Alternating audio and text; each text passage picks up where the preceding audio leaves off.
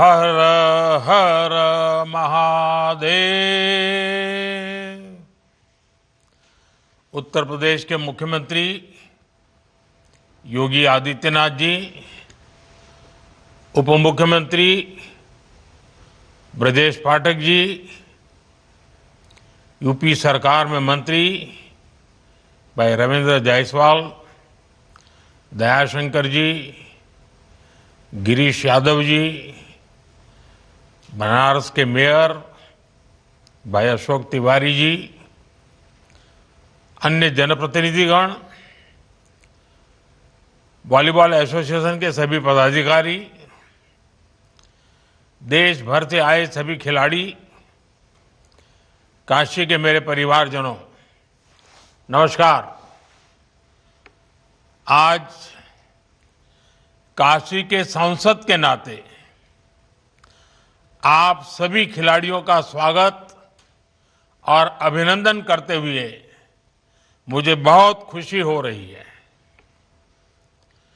आज से काशी में नेशनल वॉलीबॉल चैंपियनशिप का शुभारंभ हो रहा है।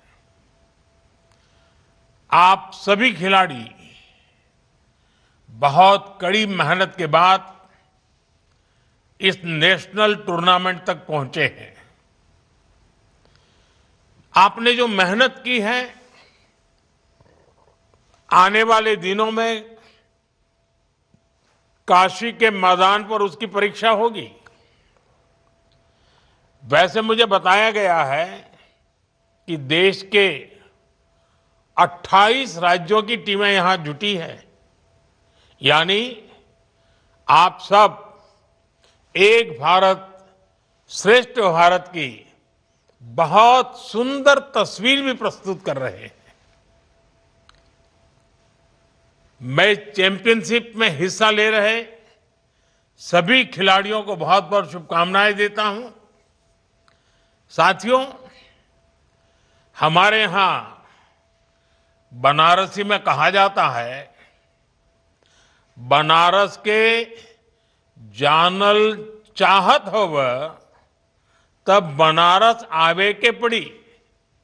तो आप लोग बनारस आ गए हैं और अब बनारस को जान भी जाएंगे। हमारा बनारस खेल प्रेमियों का शहर है। कुश्ती, कुश्ती के अखाड़े, मुक्केबाजी, नौका दौड़, कबड्डी, ऐसे कई खेल यहां बहुत मशहूर है। बनारस ने कई खेलों के नेशनल खिलाड़ी भी दिए हैं। Banaras Hindu university, UP college, Kashi Vidyapith जैसे शिक्षा संस्थानों के खिलाड़ी राज्य और राष्ट्रीय स्तर पर छाए रहे हैं। और काशी तो हजारों वर्षों से उन सब का सत्कार करती आई है जो ज्ञान और कला की साधना के लिए यहां जाते हैं। और इसलिए मुझे विश्वास है, नेशनल वॉलीबॉल चैंपियनशिप के दौरान बनारस का जोश हाई हो रहेगा। आप सभी खिलाड़ियों को उत्साह बढ़ाने वाले दर्शक भी मिलेंगे और काशी की आतिथ्य परंपरा को जीने का अवसर भी मिलेगा। साथियों, वॉलीबॉल एक साधारण स्पोर्ट्स नहीं है। नेट के इस पार और उस पार दोनों तरफ यह संतुलन का खेल है, यह सहयोग का खेल है और इस खेल में संकल्प शक्ति भी दिखती है। यानी बॉल को हर कीमत पर ऊपर ही उठाना है। वॉलीबॉल हमें टीम स्पिरिट से जोड़ती है। वॉलीबॉल के हर खिलाड़ी का मंत्र होता है टीम फर्स्ट। हर कोई भले ही अलग अलग स्किल्स का हो, लेकिन सभी प्लेयर्स अपनी टीम की जीत के लिए खेलते हैं। और मैं तो भारत की डेवलपमेंट स्टोरी और वॉलीबॉल में भी बहुत सी बातें कॉमन देखता हूं।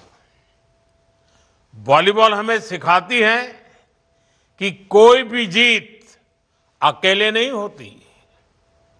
हमारी जीत हमारे कोऑर्डिनेशन, हमारे विश्वास और हमारी टीम की तत्परता पर निर्भर होती है।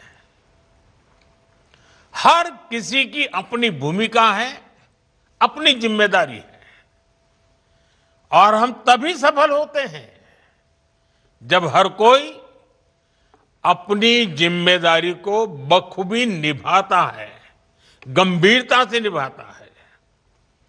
हमारा देश भी इसी तरह आगे बढ़ रहा है।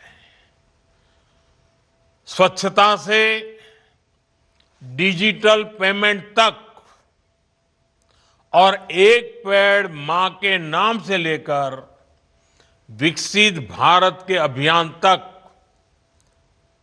हम इसलिए प्रगति कर रहे हैं क्योंकि देश का हर एक जन, हर एक वर्ग, हर प्रांत एक सामूहिक चेतना से, इंडिया फर्स्ट की भावना से देश के लिए काम कर रहा है। साथियों, आजकल दुनिया में भारत की ग्रोथ की, हमारी इकोनॉमी की भूरी भूरी प्रशंसा हो रही है। लेकिन जब देश विकास करता है तो ये प्रगति सिर्फ आर्थिक मोर्चे तक सीमित नहीं रहती। ये आत्मविश्वास खेल के मैदान पर भी दिखता है। यही हम बीते कुछ सालों में हर स्पोर्ट्स में देख रहे हैं। साल 2014 के बाद से अलग अलग खेलों में भारत का प्रदर्शन लगातार बेहतर हुआ है। हमें बहुत गर्व होता है जब जैन जी को खेल के मैदान पर तिरंगा फहराते देखते हैं। साथियों, एक समय था जब खेलों को लेकर सरकार और समाज दोनों में ही उदासीनता का भाव था।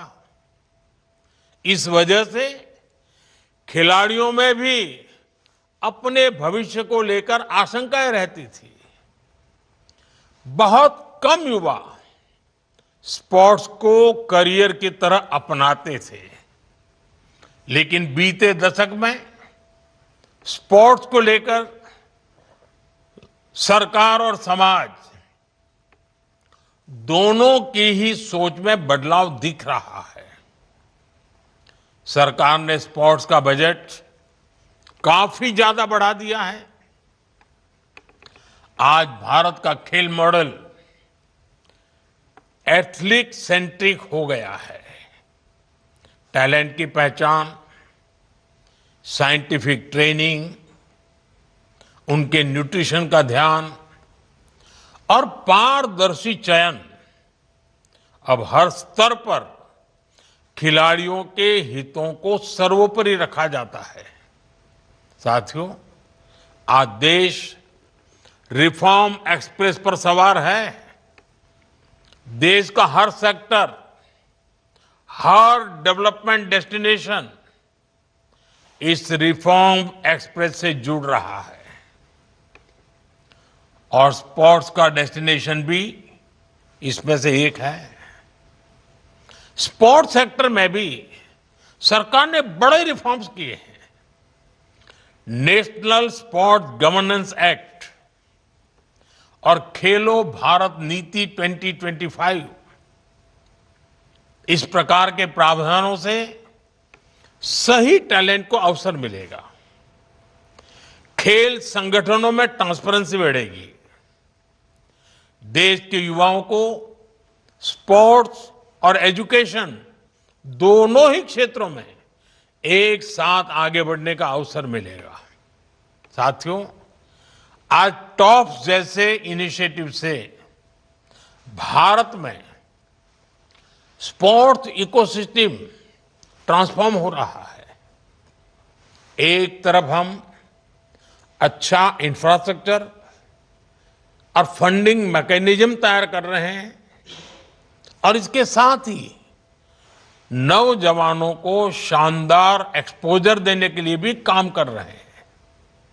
आपने गौर किया होगा, बीते दशक में कई शहरों में फीफा अंडर 17 विश्व कप, हॉकी विश्व कप, चेस से जुड़े बड़े इवेंट्स, ऐसे 20 से अधिक प्रमुख अंतर्राष्ट्रीय कार्यक्रम आयोजित किए हैं।